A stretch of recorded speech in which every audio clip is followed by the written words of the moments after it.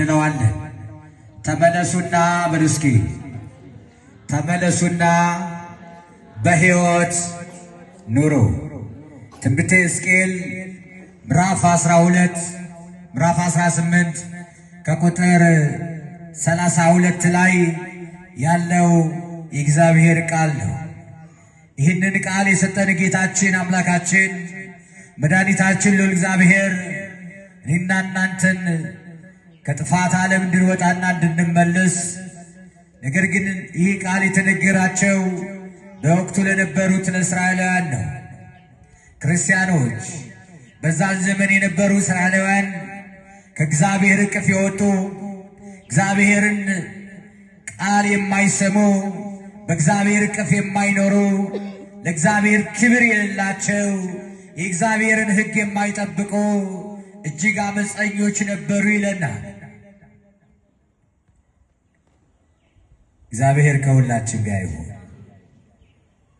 አመፀኝነት፣ አድመኝነት፣ ከእግዚአብሔር እቅፍ መውጣት መቀሰፍም እንዳለ የሥራው ጌታ ቅዱስ እግዚአብሔር ተናገረ።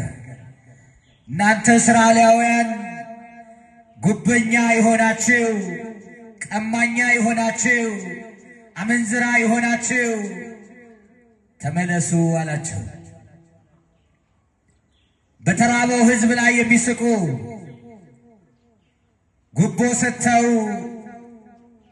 አትርፈው ድሆችን የሚያስለቅሱ፣ እንዲሁ ወደ ባዕድ አምልኮ የሚሮጡ ከእግዚአብሔር እቅፍ የወጡ አረመኔዎችና ከእግዚአብሔር እቅፍ ብቻ መውጣት ሳይሆን ድሆችን የሚያስለቅሱ በድሆች የሚቀልዱና የሚዘባበቱ ነበሩ ይላል። እናንተ ዛሬ ድሆችን የምታስለቅሱና የምታስጨንቁ ወየውላችሁ፣ ተመለሱ አለ። ኃጢአትን የምትሰራ ነፍስ ትጠፋለች አለ፣ ትሞታለች አለ። ኃጢአትን የምትሰራ ነፍስ፣ በባዕድ አምልኮ የተጠመዱ፣ በእግዚአብሔር ላይ የሚዘባበቱ፣ እግዚአብሔር የለም ብለው የሚቀልዱ፣ ኃጢአትን የተለማመዱ፣ ኃጢአት ጋር የሚኖሩ እግዚአብሔር ግን አዘነላቸው ይላል። አዎ ኃጢአት ስንሰራ እግዚአብሔር እንድንመለስ ይፈልጋል። የሞት ሞት እንዳንሞት ይፈልጋል። እንዳንራቆት ይፈልጋል። እንዳንጠፋ ይፈልጋል። ትሎ ወደማያንቀላፋው፣ እሳቱ ወደማይበርደው ወደ ዘላለም እሳት እንዳንወርድ ይፈልጋል። ለዚህ ጌታ ሲል ልብላችሁ አመስግኑ።